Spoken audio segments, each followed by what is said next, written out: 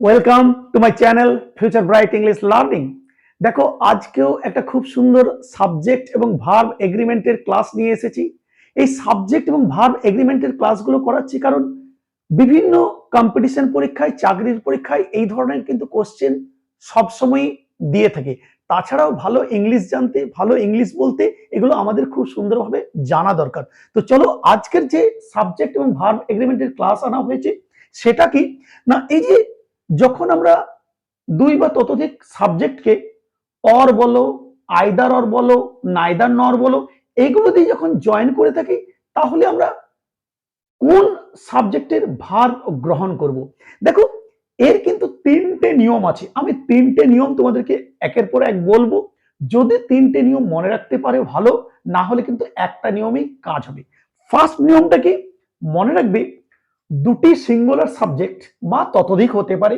যদি আমি এখানে অরের কথা বলছি, অর, আইদার অর, নাইদার নর এবং নর, এইগুলো দ্বারা যদি দুটি সাবজেক্ট বা দুইয়ের বেশি সাবজেক্টকে যোগ করা হয়, যদি সিঙ্গুলার সাবজেক্ট হয়, তাহলে অবশ্যই সিঙ্গুলার ভার্ব গ্রহণ করা হয়। ফার্স্ট নিয়ম তাহলে কি বললো, যদি দুই বা ততোধিক সিঙ্গুলার সাবজেক্টকে or, either or, neither nor দিয়ে যুক্ত করা হয়, তাহলে অবশ্যই সিঙ্গুলার ভার্ব গ্রহণ করা হবে। এই দেখো, প্রথমে দেখো, হি একটি সাবজেক্ট, হিজ ব্রাদার একটি সাবজেক্ট, এবং দুটোই দেখো singular subject. He singular subject, his brother singular subject, এবং এই দুটি সিঙ্গুলার সাবজেক্টকে আমি অর দ্বারা যুক্ত করেছি। এখন এই অর দ্বারা যুক্ত করলে দুটি সিঙ্গুলার সাবজেক্টকে, তাহলে আমি কি বললাম, সিঙ্গুলার ভার্ব কিন্তু গ্রহণ করব। তাহলে সিঙ্গুলার ভার্ব, আমি এখানে বি ভার্বের কথা বলছি, প্রেজেন্ট টেন্সের বি ভার্বের কথা বলছি, এম ইজ আর এর কথা বলছি। তোমরা যে কোনো টেন্সে কিন্তু ইউজ করতে পারো। এখানে আমি বি ভার্ব নিয়ে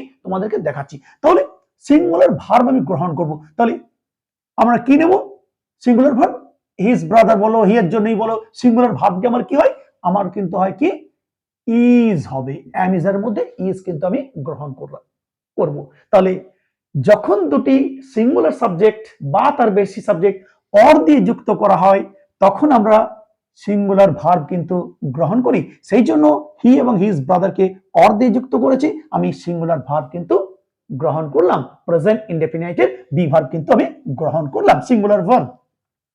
দ্বিতীয় নিয়ম, যদি দুই বা ততোধিক সাবজেক্ট অর দ্বারা যুক্ত হয়, মূলত দুটি সাবজেক্ট যদি অর দ্বারা যুক্ত হয় এবং তার মধ্যে যদি একটি প্লুরাল হয়, নাম্বারটা যদি প্লুরাল হয়, তাহলে অবশ্যই মনে রাখবে প্লুরাল নাম্বারের সাবজেক্টটি শেষে বসে এবং তার মতো অনুসারে ভার্ব কিন্তু গ্রহণ করা হয়ে থাকে। এই দেখো, হি সিঙ্গুলার সাবজেক্ট এবং হিজ ব্রাদার্স আগে ছিল সিঙ্গুলার, এখানে আমার হয়েছে প্লুরাল সাবজেক্ট, এবং এই প্লুরাল সাবজেক্টটি প্লুরাল হওয়ার জন্য কি হয়েছে, শেষে বসেছে, এবং এই শেষে বসা সাবজেক্ট অনুসারে আমাকে কিন্তু ভার্ব গ্রহণ করতে হবে। তাহলে হি অর হিজ ব্রাদার্স, সে অথবা তার ভাইয়েরা, তাহলে কি হবে, আমার যেহেতু আমার প্লুরাল সাবজেক্ট, আমি আগেই বলেছি প্লুরাল সাবজেক্ট হলে সেটি পরে বসে এবং তার অনুসারে আমাকে কিন্তু ভার্ব গ্রহণ করতে হয়। তাহলে হি অর হিজ ব্রাদার্স কি করবো, এটার অনুসারে আমাকে নিতে হবে। হিজ ব্রাদার্স হলে কি হয়, আর হবে, থার্ড পারসন প্লুরাল নাম্বারের জন্য আর কিন্তু হলো। বুঝতে পেরেছো? তাহলে আমার যখন দুটি সাবজেক্ট, একটি সিঙ্গুলার এবং একটি প্লুরাল, যদি অর দিয়ে আমরা যুক্ত করি, সবসময় প্লুরাল সাবজেক্টটি পরে বসে এবং তার মতো অনুসারে আমরা কিন্তু ভার্ব গ্রহণ করি। সেই জন্য আমরা কি করলাম, এই দেখো, এই হিজ ব্রাদার্স যেহেতু পরে বসেছে প্লুরাল সাবজেক্ট, সেই মতো অনুসারে আমি কিন্তু প্রেজেন্ট টেন্সের বি ভার্বের আমি কিন্তু আর গ্রহণ করলাম।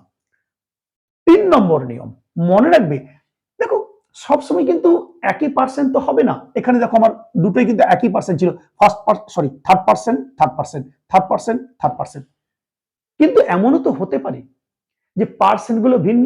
তাহলে সেক্ষেত্রে নিয়ম কি হবে, মনে রাখবে, যদি ভিন্ন ধরনের পার্সেন্টকে অর দ্বারা যুক্ত করা হয়, বা আমি আইদার অর নাইদার নর বলছি না, কারণ এর ভিডিও আমরা করেছি, একটু দেখে নেবে, শুধু অরের কথাটা আমি এখন বলছি।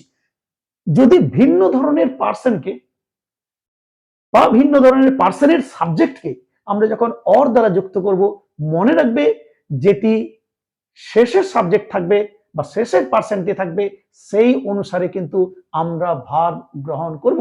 অর্থাৎ এই দেখো, he or I, he third person, I হচ্ছে ফার্স্ট পার্সন। তাহলে আমরা কোনটির অনুসারে ভাগ গ্রহণ করব?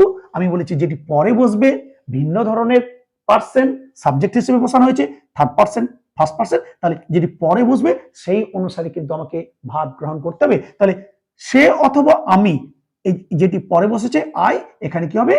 অ্যাম হবে, এখানে কিন্তু ইজ হবে না, কারণ এই পরের সাবজেক্ট অনুসারে আমাকে কিন্তু ভাগ গ্রহণ করতে হবে, যেহেতু পার্সেন্ট দুটি ভিন্ন। ভিন্ন পার্সেন্ট হলে আমাকে কি করতে হবে? এই শেষের যে পার্সেন্টটি থাকবে বা সাবজেক্টটি থাকবে সেই অনুসারে আমি কিন্তু ভাগ গ্রহণ করব। যেহেতু আমি প্রেজেন্ট টেন্সের বিভাগের কথা বলছি, সেই জন্য আই এর জন্য আমি কি করলাম? অ্যাম করলাম। তোমরা যে কোনো টেন্সে কিন্তু এই নিয়ম মানতে পারো, রাইট? আবার দেখো, আবার ভিন্ন ধরনের percent, second percent, first percent, আমার আর কিছু বোঝার দরকার নেই, অর দ্বারা যুক্ত করেছি। যখন ভিন্ন ধরনের পার্সেন্ট অর দ্বারা যুক্ত করা হবে, আমি কি করব?